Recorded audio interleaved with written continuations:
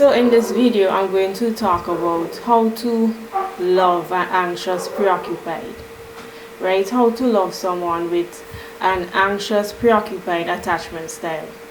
And I'm also going to talk about the 5 love languages. So I'm going to tell you about using not all of the love languages, but using like 2 of these love languages to love an anxious preoccupied person, right? So before you watch this video, I suggest that you watch videos that I've done before on attachment styles, which would be how to cope with an anxious preoccupied attachment style. So if you have an anxious preoccupied attachment style, you should watch that to know how to cope. And if you have dismissive avoidant attachment style, you should watch the video I did on how to cope with a dismissive avoidant attachment style. So if you have any of these attachment styles, you need to watch the video that I made before saying how to cope with it, because that is there. I discuss the signs, I discuss how it came about, I tell you how it sabotage your relationship and create difficulties in your romantic relationship, and I also tell you how to strive to become secure, how to heal, and how to cope with these attachment styles. So I suggest you watch those before you watch this. I also did a video on how to become emotionally available. So if you're a dismissive avoidant, more than likely you're emotionally unavailable. So I did a video to tell you how to become, emotionally available.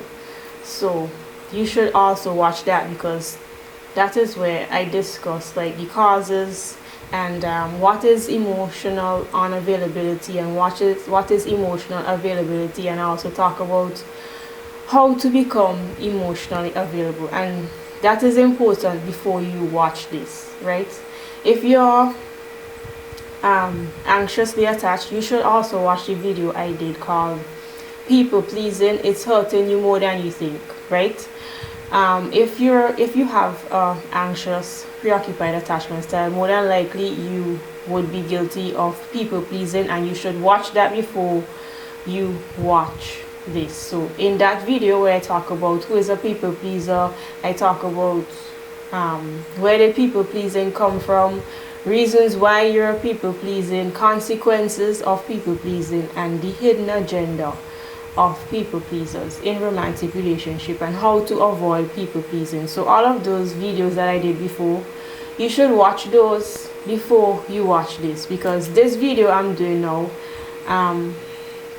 it's for people who are already in a relationship and who are already working on coping and healing their attachment style and still might be having some problems. So those videos that I just mentioned, you should watch them, because they will give you a foundational understanding of your specific problem, your specific attachment style, and the difficulties that comes along with it, right? So this video is for people who kind of already in a relationship and they know their attachment style and they're still having problems. So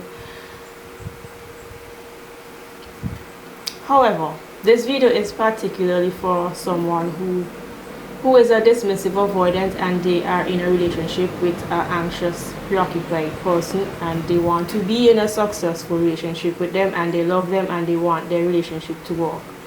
That is who this video is specifically for. But this video could be watched by anyone who wants to be a better romantic partner in general, and maybe you never heard about the 5 love languages and you want to get to know about them. You could watch this video, because the 5 love languages they are crucial in any romantic relationship, right? And I'm also going to give you like practical examples of these 5 love languages. So in this video, I'm going to use the 5 love languages to not all 5, but just 2, to help you to love anxious preoccupied if you are dismissive avoidant, right? So before I start and before I get into this video, I have to mention that both people need to be working on on their attachment style individually. They need to know their weaknesses and how they are showing up in the relationship, right?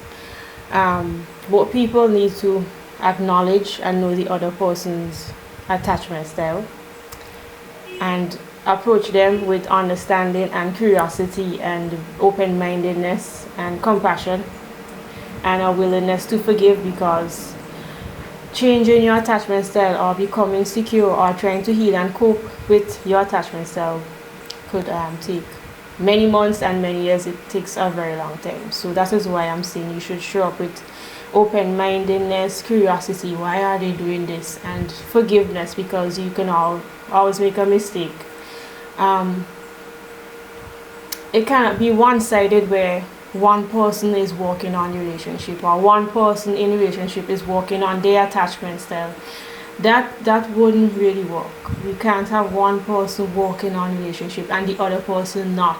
You can't have one person working on their attachment style, on their insecure attachment style, and the other person not. It needs to be mutual, right? You need to be working as a team to improve your relationship. If one person is doing all the work, it would not progress and it would not work, right? So let me start with this video, right? So, and I will be talking like I'm talking to a dismissive avoidant, right? As an anxious, preoccupied person, we are very often like secretly feeling things and secretly or unconsciously doing certain things, and that would include doubting ourselves, doubting our abilities in the relationship, criticizing ourselves with our personality, or criticizing ourselves within the relationship, right? We are normally and often feeling doubtful about the progress of the relationship. Is the relationship improving? We're thinking that if something happened bad, we might think it's our fault. We might blame ourselves for the issues in the relationship. We might take responsibility for things that we cannot control, or is not our fault. And very often, especially if we're with a dismissive avoidant, we are feeling often neglected, abandoned, unimportant, taken for granted, unseen, unheard, isolated in relationship, like we are not of value to you, right? We're often feeling like this. We're always wondering if you're going to leave the relationship. We're always wondering if our relationship is in danger. We're always anxious about the relationship status and stuff like that. And we also sabotage the relationship with our clinginess, we get angry quickly, we have outbursts, we are obsessive, we could be really jealous, and sometimes we have big emotions that are very difficult to control, right? And I talk about that in the videos, in previous videos, right? So we could also tend to be people pleasing and overextending ourselves in relationship because we want to be chosen and we want to feel secure and we want our partner to pick us and to never leave us and to feel safe. So often all of these things we are feeling and all of these things we are doing very often, right? So to combat that, to combat these feelings and to attack these type of things that we are doing, as a dismissive avoidant, the number one thing you need to do is you need to provide reassurance. That is your main job as a dismissive avoidant, providing reassurance for your partner. When I say reassurance, I mean you're acting and you're saying things, helpful things to your partner that would alleviate worry and stress and anxiety in the relationship. So it's when your partner needs validation or assurances that would help to ease their mind and would help to ease them from worrying about the relationship or worrying about personal insecurities that they have, right? And reassurance is very important when you're dealing with anxious, preoccupied person, right? So why we need reassurance is very important, because if we don't get reassurance, we are going to start to create many stories in our minds about our partner, right? we are going to start to think like they don't like us anymore, they don't love us anymore, they don't care, we're not good enough, they're with someone else, they like someone else, they're losing interest. Many things we are creating in our mind, many stories. Maybe something bad happened, you're thinking that you said something, it might not be that. You are just overthinking of many things. That is what is happening in our minds. We create stories in our minds about you.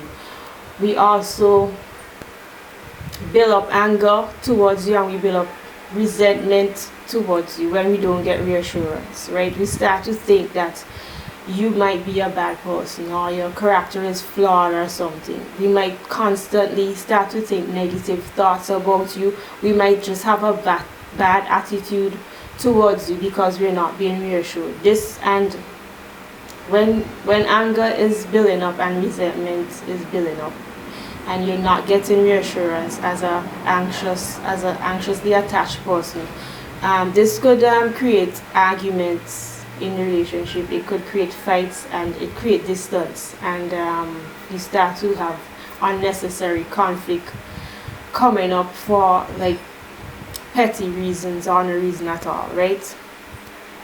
Another reason why we need reassurance is because we might start to lose interest in our partner. We might start to lose interest in the relationship, and that could cause us to like look for reassurance in other people. It could be other friends, it could be family members, and sometimes it could be with somebody that they're attracted to romantically. This could lead to people cheating, right? So that is the reason why reassurance is important when you are dealing with somebody who have an anxious attachment style, right? So now you need to know about the love languages, and you need to know your partner love language, right? So you are going to provide reassurance by using these love languages. But when you're dealing with an anxious, preoccupied, or somebody who's anxiously attached,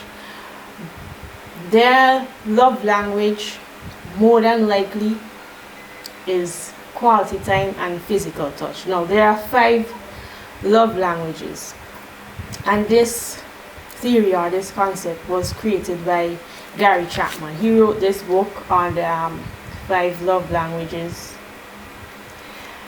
The Secret to Love That Lasts, right? That is his idea. And the 5 love languages are quality time, physical touch, words of affirmation, receiving gifts, and acts of service, right? Those are the 5 love languages. Now, if you are in a relationship with a person who have an anxious attachment style, their love language is more than likely quality time, and second, physical touch, more than likely, right? So I'm going to start to describe these love languages using examples. However, in this video, I'm going to spend more time talking about quality time and physical touch, and the rest of the love languages I will just give you examples here and there. So if you're dismissive avoidant and you're with somebody who have a anxious, preoccupied attachment style, the number one way that you're going to reassure them and show them that you love them is spending quality time, right? If their love language is quality time, you should not be using your phone while you're in a conversation or some sort of important discussion. You should not be distracted while spending time with them. You should not be distracted. You should give your full attention. You should not be on your phone. You should not be doing work. You should not have your kids around. You should not be talking to your friends and talking to them. You should not be distracted when you're spending quality time with them. You should not be not planning dates. You should not be not trying to make quality time, right? You should not be interrupting them, right? And when you're with them, you should not be only talking about yourself. talking about many situations in your life and never asking them about themselves, right? You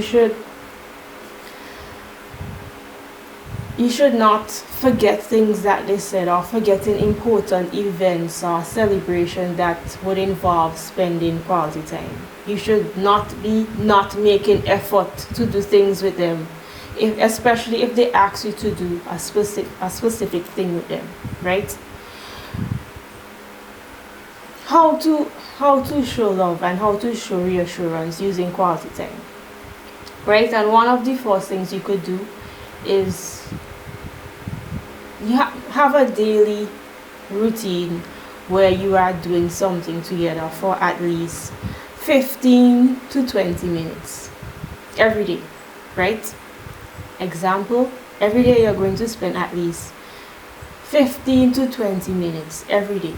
And how you're going to do that, you're going to use a daily routine where, for example, both of you decide to you eat dinner together every night, or you go for a walk every morning 20 minutes, or in the evening, depending on your schedule, depending on your lifestyle. You're going to choose something to do, like you're going to go to bed together every night to connect after a long day. You're going to sit together and talk every afternoon after work. You're going to just use 10 to 20 minutes after work just to catch up.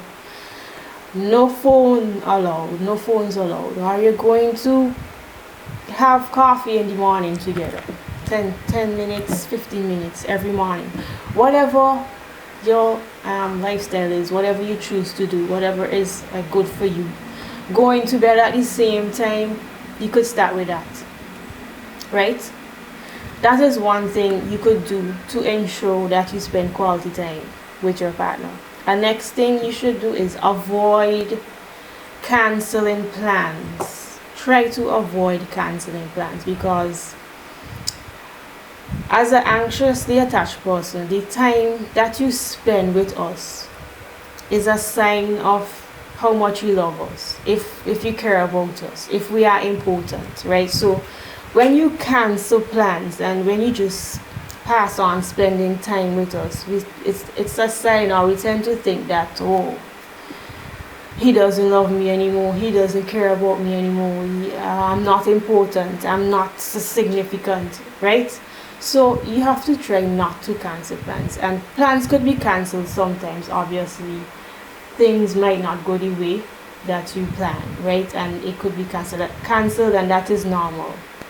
Or sometimes you might need your personal space and your own time.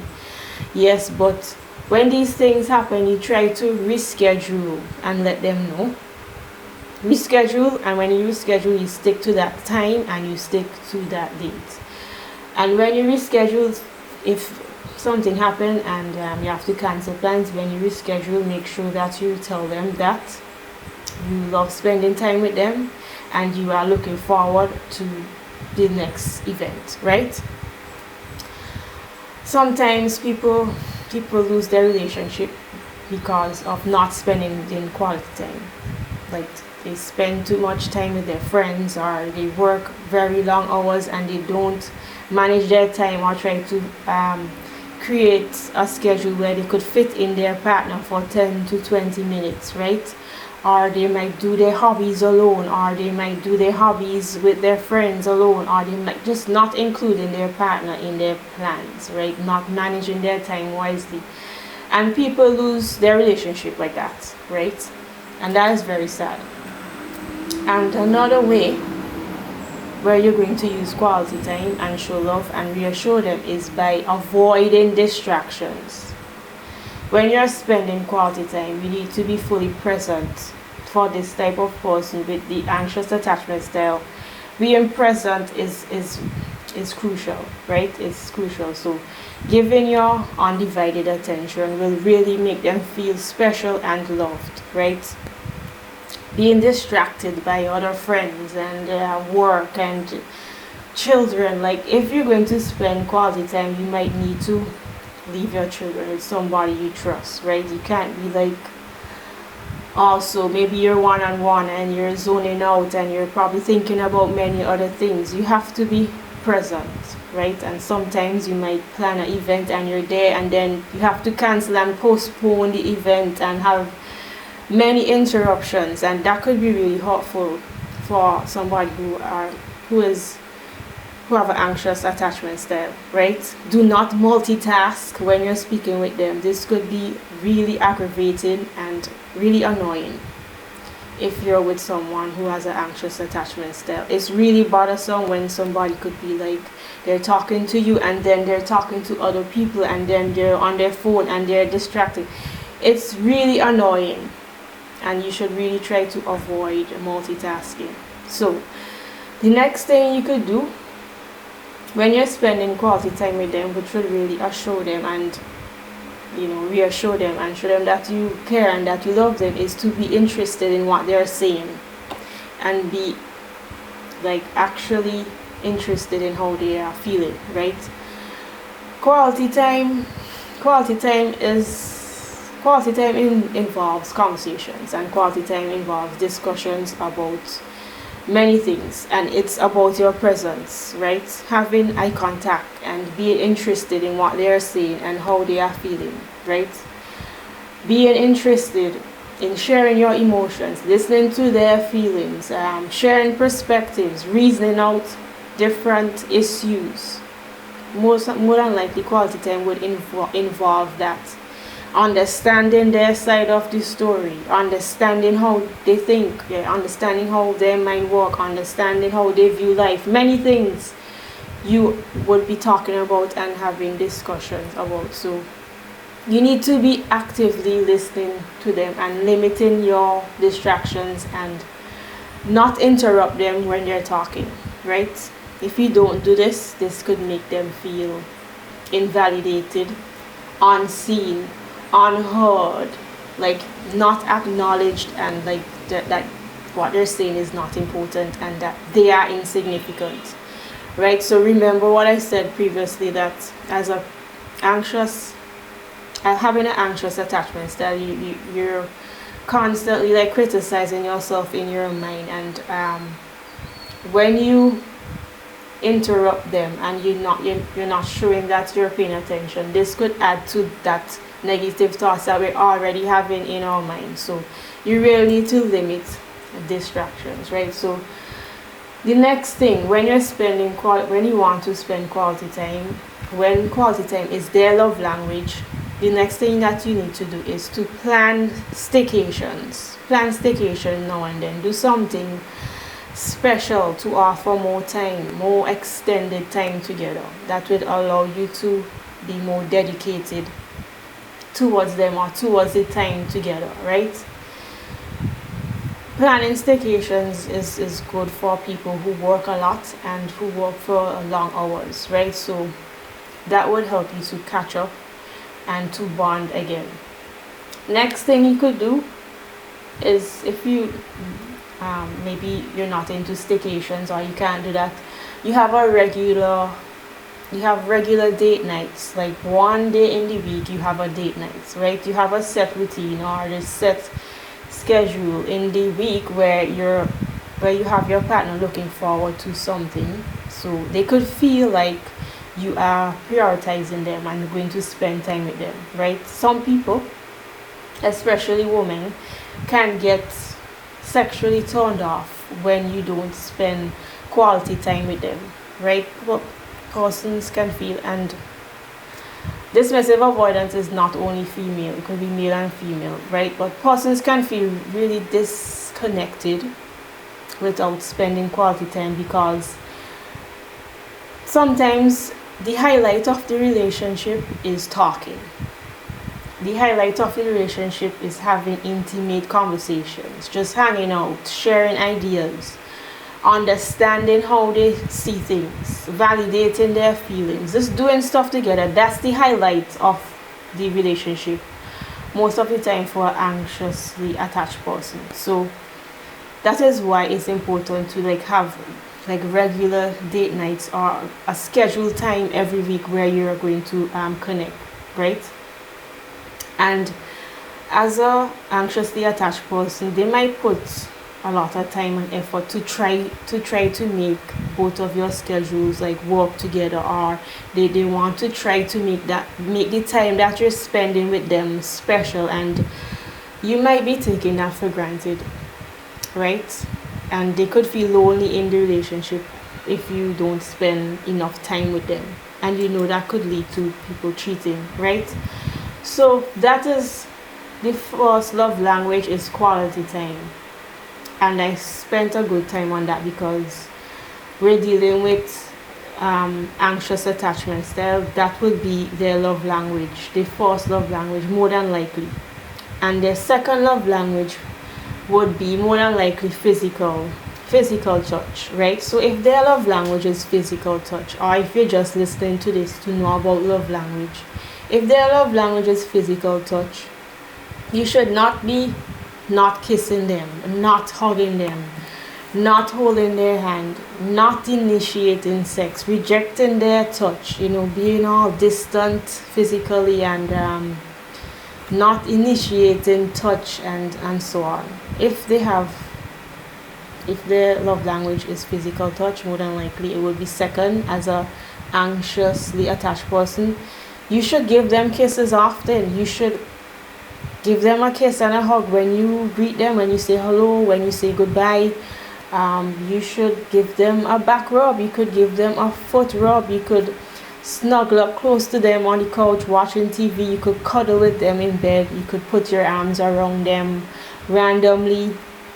You could, like, if you're in a group setting, you could, in some people who are anxiously attached, they sometimes be like group settings where they could hang out with their friends, and you're talking and having fun and talking about different issues, and you should be close to them, and you should show affection while you're with them in a group. Because if you're distant, some people could feel like hurt if you're distant with them when you're in a group setting, right? So you should be flirting with them.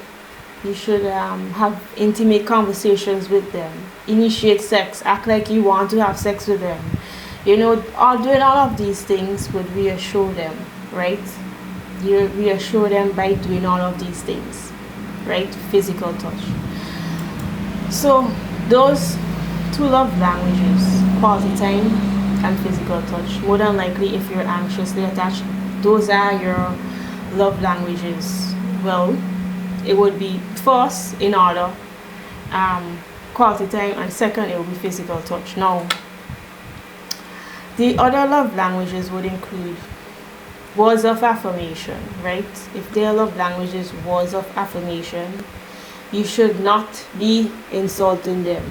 You should not be giving them cold shoulder, telling lies, holding back compliments, not complimenting them, not saying thank you, not saying I appreciate you, not saying things like I love you. And these are things you should be doing, whether or not their love languages, words of affirmation. You should be doing these things here and there. So I will just give some examples. Of for words of affirmation, right? So you could say, I appreciate you when you whatever, thank you for doing whatever it is.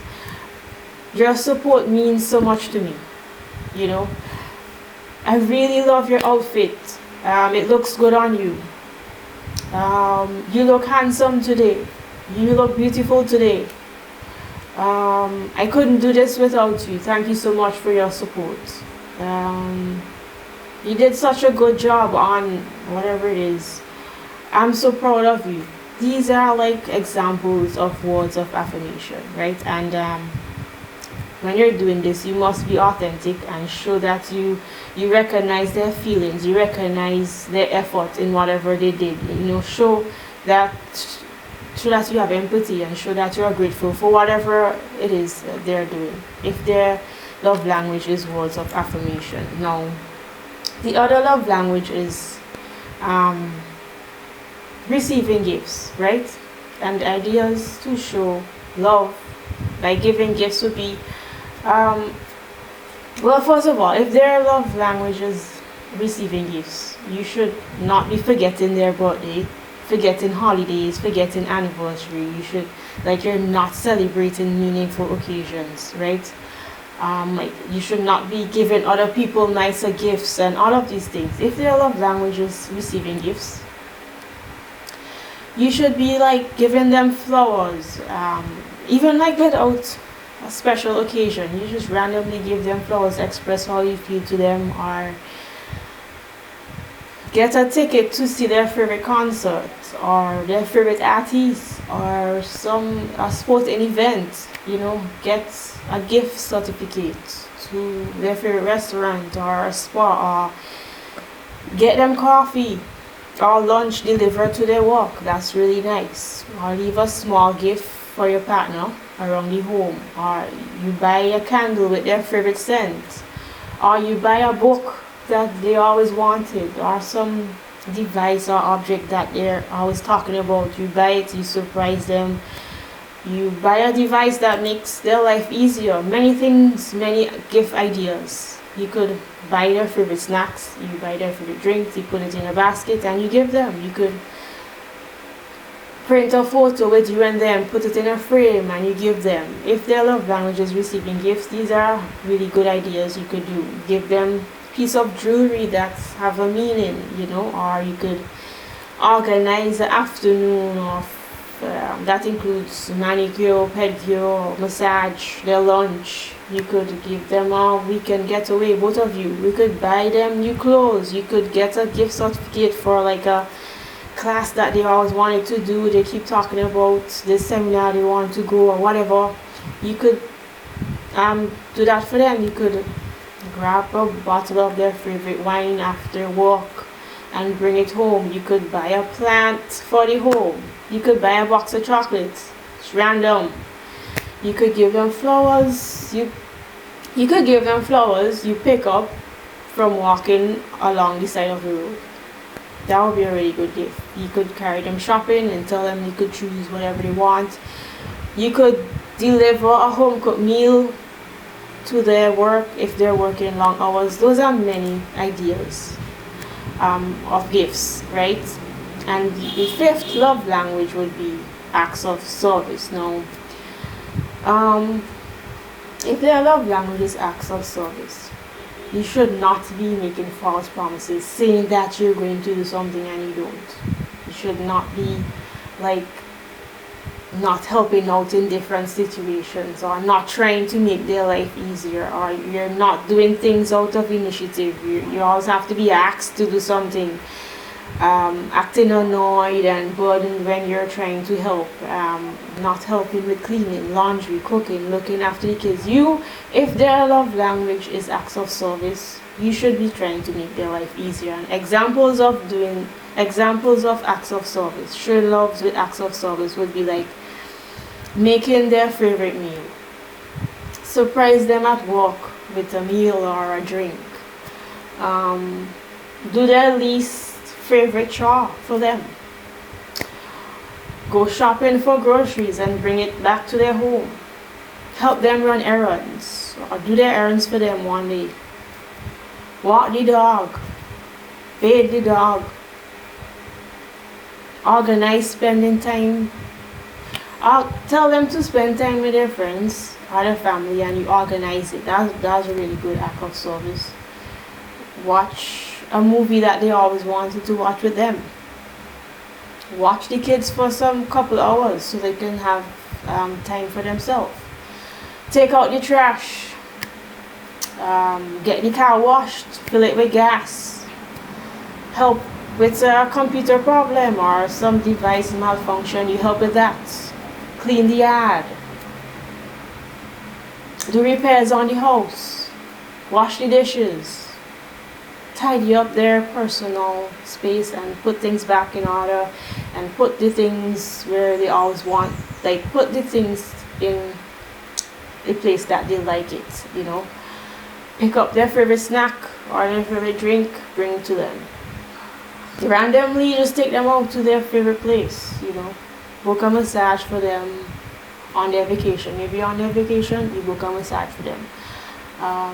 pick them up from the airport, help them unpack or help them pack to go on their walk trip, make them a cup of coffee, or maybe they don't like coffee, make them tea.